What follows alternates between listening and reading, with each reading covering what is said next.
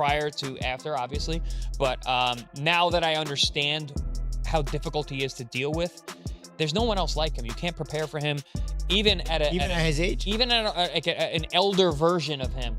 And shit, it was pretty cool to see. And honestly, even with the majority draw, it's a win for Manny, because damn, if he can do that off a 3-year layoff at 46, that's pretty telling, for one, where the sport of boxing is when your world champ can't beat 46-year-old Paul. This guy is so bad. Like, that fired him up a little bit, and then he goes in the ring and he does nothing.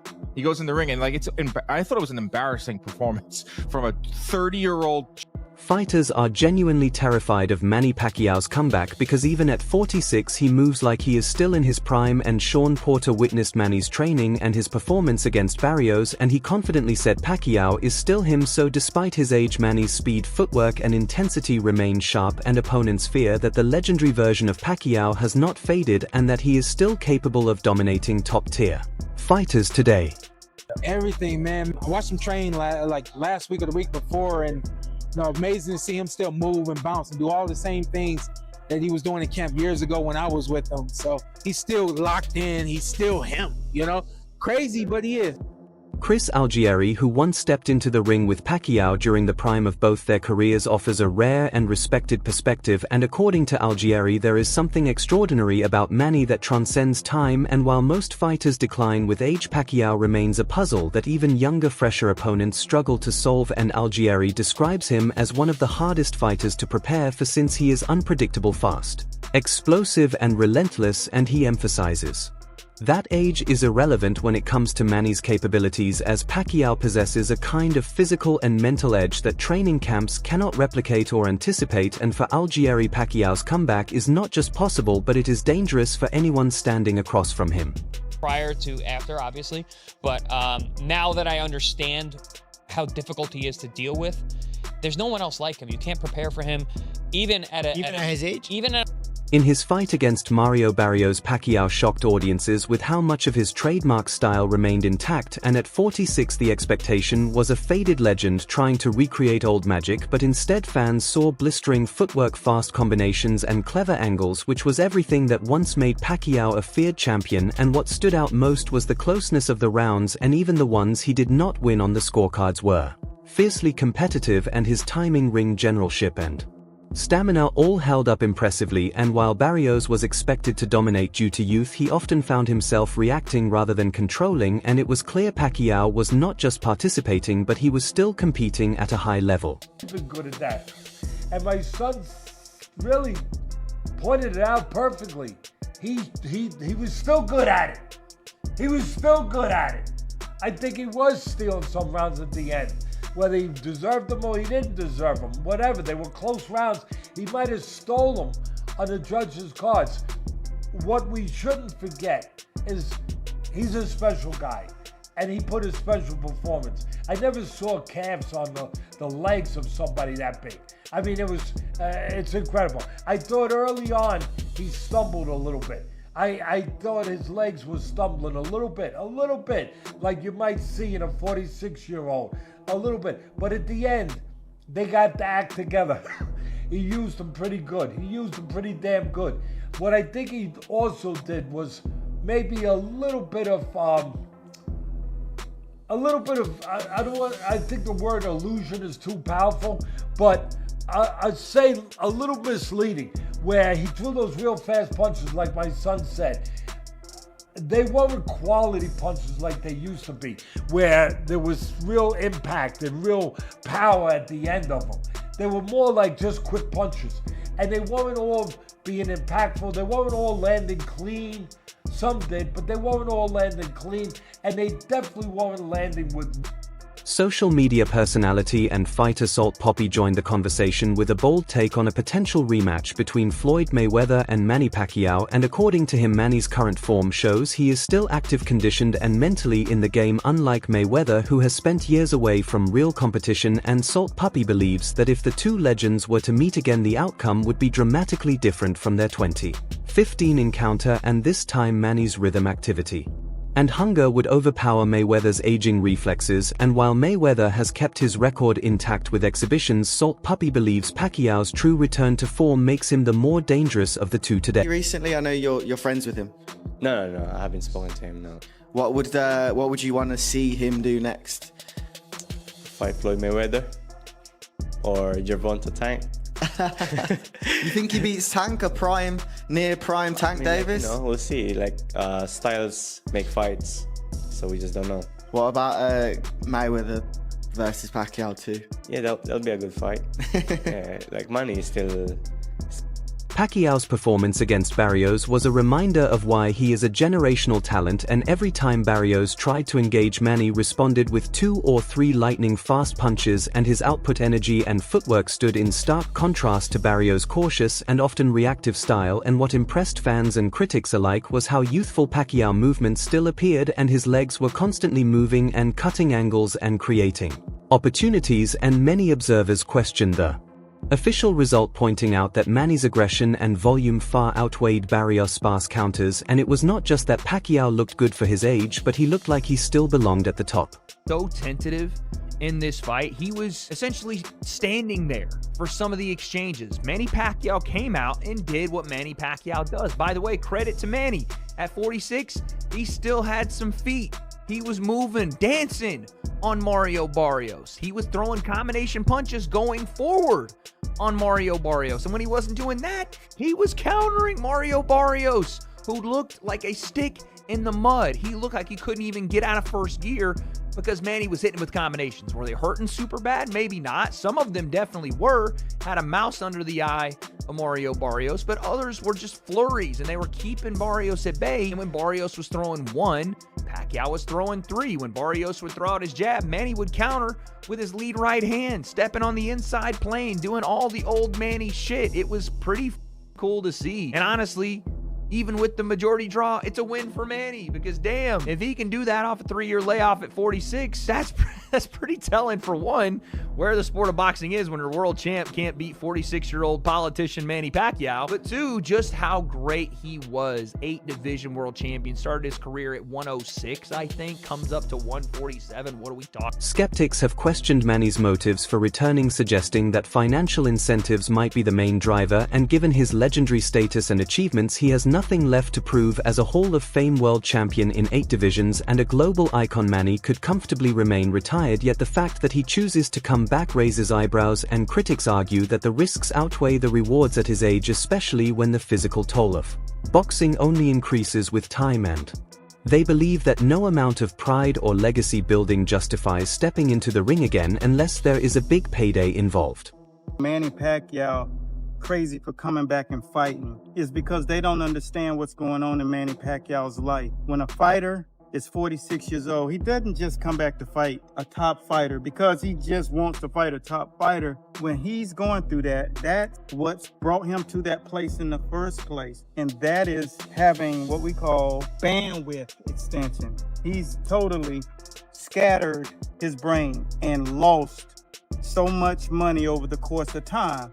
And the same thing that happens when you get a paycheck and you start spending, and because you get shiny object syndrome, you want to get the new watch, you want to get the new gear, you want to eat at the restaurant, you want to go spend money. That shiny object syndrome, and you can't get it under control the same way that Manny Pacquiao did. He couldn't get things under control. So therein lies the situation where all of that money that he's made, hundreds of millions of dollars, just burnt. And now you gotta fight. But if you really stop focusing on the symptom and start concentrating on the root of this thing, and the root of this thing is bandwidth, shiny object syndrome, trying to be so relevant in so many different scenarios. You wanna train, you wanna run this other business, you wanna do this, you got this great idea. And it all boils down to the term that I use all the time, and that's compensatory control, laser focus. Get one idea, follow through with that idea. You gotta have a plan in order to do it. And that's how you get to from here to here. That's when you're 46, you don't have to fight anymore. And that is my message today. Just understand why you're scattered.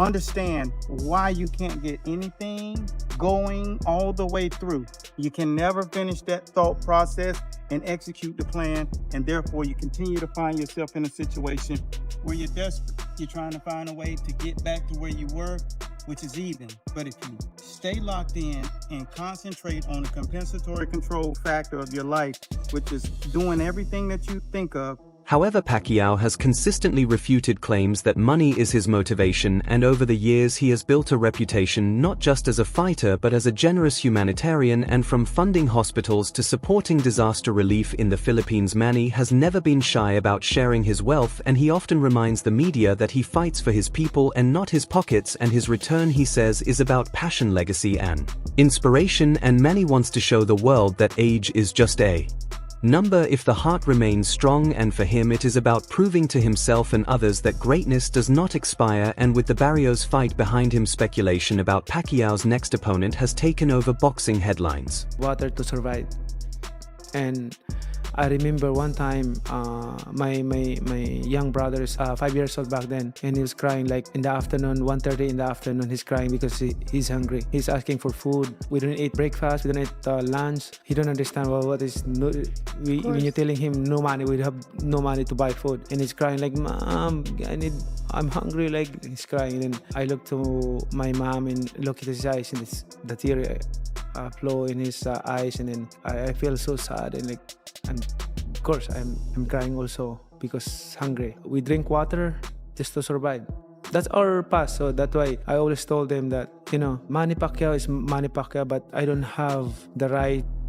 Rolly Romero has emerged as a frontrunner, especially after training footage surfaced suggesting he is already preparing for the challenge, and his camp has shown enthusiasm about the matchup, and Romero has publicly stated he would be honored to share the ring with a legend like Manny, while names like Gervonta Davis have also floated around, though the likelihood of that fight remains uncertain due to promotional conflicts and timing.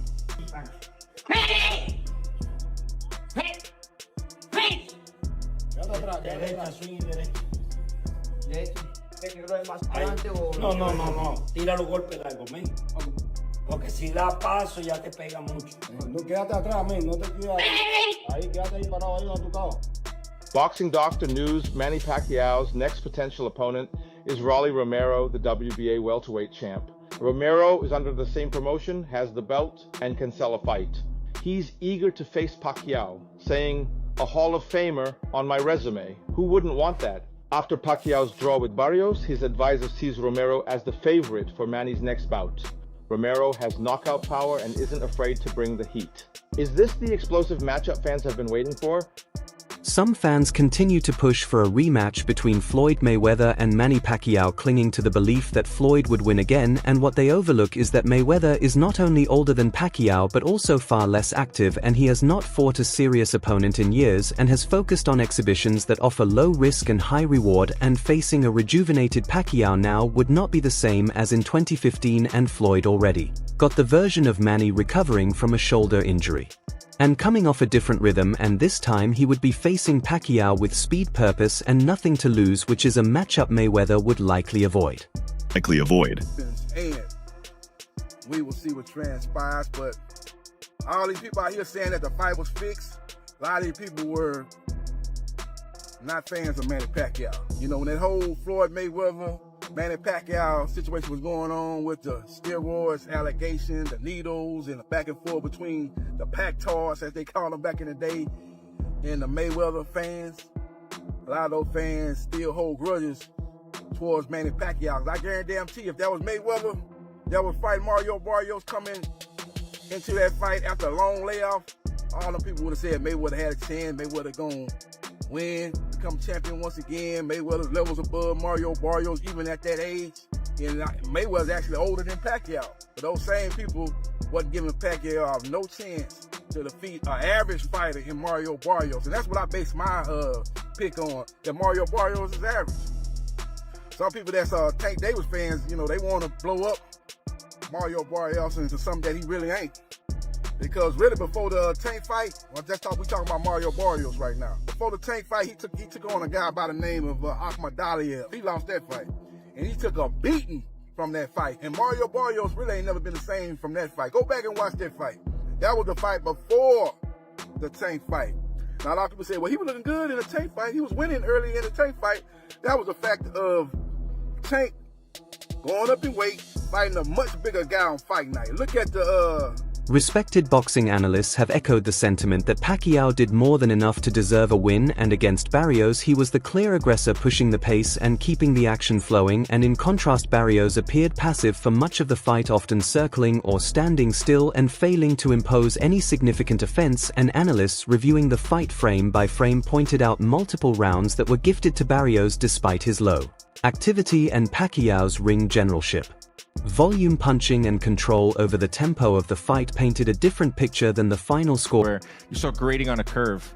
That's not how boxing works. And I was like, oh, Pacquiao's doing better. He's probably winning. Oh, he won. But no, he probably didn't. And a draw is he's probably lucky to get a draw. Yeah, as I was watching it and scoring it, and I was in the live chat with people, and there was just so many rabid Pacquiao fans that were like, every time he did anything, first of all, anytime he did anything in the arena, the place went absolutely bonkers. Like it was going to tear down. Honestly, he probably fought 50 to 60 seconds a round. He did not do much. He didn't need to, because Barrios didn't step on the gas pedal at all at any point. He was so listless and just kind of like ho-humming through it. So Pacquiao was able to steal moments, and he did a really good job of stealing the end of rounds and making an exclamation point.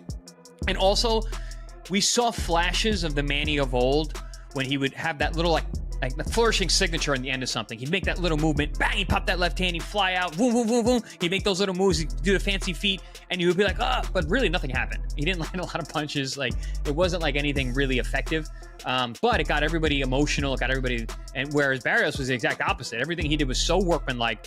He has zero charisma. He has no sell on anything he does. He just lacked passion. I know he's Aztec warrior, but where was the passion? Where was the exchanging? Where was the biting down on my mouthpiece and going for it? So there was a lot of opportunities based on how both guys fought for Manny to actually steal rounds, because Mario wasn't selling it. Pacquiao was. The crowd was behind him. But yes, when you do it, you're looking at it almost like you're almost comparing Pacquiao to Pacquiao. You're being like, oh, he fought really good for a 46-year-old. He didn't fight really good for a 12-round main event champion. He fought really good for a 46-year-old Pacquiao. So you get that idea in your head, like, oh man, he's doing so good, but is he really? Or are you just voting for the guy that you like better? Pacquiao might have won the fight. He looked great. He looked sharp, especially for being a 46-year-old. And this is why I told you guys that Manny Pacquiao's mentality is different. His passion for boxing is unmatched. This is why he's one of the GOATs. From what we saw, we could see that he really put in a lot of work, because in his last fight, I believe it was 5 years ago, he didn't look good. He looked slow. He looked like a 46-year-old, or a 40-year-old, because he was 40 years old back then. But he didn't look good, but he looked great. I feel if the rematch happens against Mayweather, which would honestly be an amazing fight, because they're both old now, so they don't have any excuse of being like, oh, this guy's past his prime. They're both past their prime. They're both old. But if it happens, I think Manny Pacquiao wins. Floyd Mayweather hasn't fought, and he doesn't have the same amount of passion. He fought Logan Paul and Deji, but this guy fought an actual WBC champion and looked great and could have possibly beat him. He said he's not going to stop boxing, and he honestly has no reason why to stop. Now, obviously, I don't think he's like a top 10 boxer right now, or like currently, whatever, but he can hold his own.